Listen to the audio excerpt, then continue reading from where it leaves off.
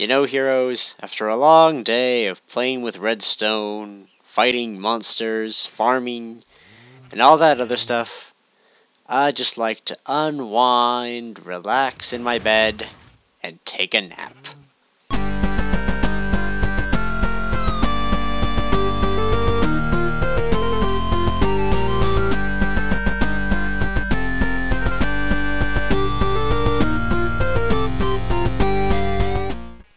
Hey heroes, Zephyr here, and I've been playing around a little bit. I decided I wanted to show this off sooner rather than later, because it's going to take me a long time to get everything done with it in the survival world. So, yep, everything's still functioning. I examined Etho's design for the pop-up sheep farm, so I'm kind of wondering if I can edit it at all. Like I said, I don't want to just copy him, because I respect him. I have worked on something for this. That's functioning. Anyway, first things first, though, I should explain that I did some research or so. I actually just did trial and error with the daylight sensors. And at the time that you are able to go to sleep, the signal is out to here. And when you wake up from your bed, it's about here. So I was hoping that they would actually still work with inversion. In terms of, maybe when you fell asleep it would be over here, but it sadly is not. So it simplified the system, but regardless. So this here is just an enormous replica of my face. Whoops. From my statue over there, thanks to Seth Bling. Alrighty then. Oh, sorry. So yes. And the deal with it is it's basically set up as a clock. So if I time set to, I think it's 13,000 is about when it'll happen, the eyes will swap over to the sleeping position, and if I time set to any time after you wake up, they'll swap back to being open again. Now, I could obviously do more colors and whatnot, and overall the whole system isn't that difficult. It's just a matter of, pulling a block back, swapping the new input, and pulling it in. So you could probably set this entire thing up with like a couple of piston tapes or whatever, or just one piston tape, and have the whole thing run, and just every time you press a button it'll swap to the next one. This would be a much easier system if I had run it on a button, because one button can just do all of the toggle stuff that I need to do much easier. So in order for this to work, it needed to, well, we'll go through the process. Had three inputs. The one needed to be on, the middle one, that has the eyes out. And then when they swap, the middle one needs to turn off. These need to swap into, okay, sorry, I screwed up. This one is the one that best demonstrates it. So what needs to happen is whenever the button is pressed, option A, the middle option, needs to go off, and these ones need to switch which one's in the on position. So that's why we've got this little thing here. So what happens is you press this was the kind of prototype of it, you press the button, that goes off, those swap from this little monostable circuit, and then you have the effect in question. So running this off a button is a lot easier than off a daylight sensor.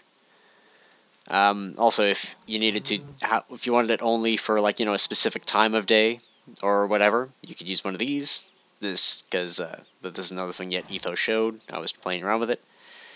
Anyway, this was the secondary prototype, which had, this took a while for me to actually find one of these, and it's a pulse length shortener. So it basically allows a constant signal to act like a button and have a temporary signal. So if I take out this signal, that flashes, and if I add the signal, that flashes. Now this bit here is necessary in order for it to work with the inversion. You can actually scrap that and just put your lamp here instead. Yeah. And then, yeah. Whoop. The flash works normally. You need the extra redstone here to lock the signal on there longer in order for it to properly work with a redstone torch. Otherwise, you don't get a long enough signal for anything productive to happen with the inverted signal. So, this was kind of my secondary prototype, having finally found the opposite of, what I'm normally using with monostable circuits, turning buttons into levers. And this one, you don't need to have the monostable circuit anymore because having power will put it into position A, removing power when the time obviously gets too low, will move it to position B. So, there's how you can get the timing in that. You can adjust the timing here, add more repeaters. You can adjust the timing here, add more or less repeaters. Yeah, so these timing are set up. I had 4 and 2 for this one, and then 4 and 2 for this one. And then that there, because of the pulse length shortener, just makes it work. I'm still not 100% with timings and everything. So we can see that's reconstructed here. When the time gets low enough that we can go to bed, the eyes will swap into the new position by simply going through. This one will swap, which will unextend these as this pulls back, and then extend the other ones, because these are all just regular pistons in order to have the piston tape-like effect, because we needed the push rather than the pull. Yeah, and then this one sends the quick pulse to there. So, yeah, in order to demonstrate this in a more fun way, so you guys can see all of the little bits going on here, I'm going to go grab a lever. And we're going to break the daylight sensor. So let's see if I can get a good angle on this. You can watch it all happen. Yep, come on.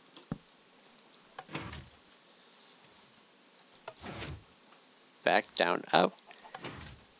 Back, up, out. Back, down, out. Back, up, out. Back, down, out. And all in all till the end of time.